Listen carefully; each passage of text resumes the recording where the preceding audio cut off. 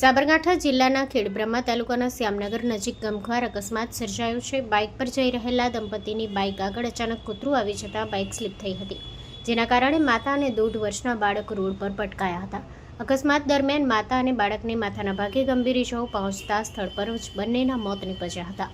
અકસ્માતમાં પિતાને પણ ઇજાઓ થતાં તેમને તાત્કાલિક સારવાર માટે નજીકની હોસ્પિટલમાં ખસેડવામાં આવ્યા હતા।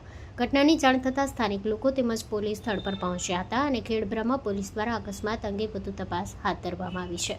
Story report by Jitendra Solanki, Sabarkantha.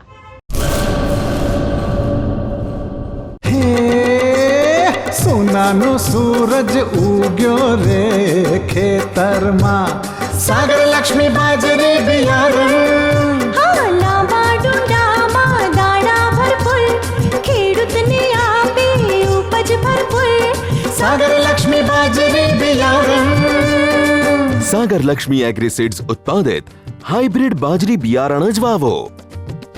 લક્ષ્મીનો સાગર એટલે સાગર લક્ષ્મી।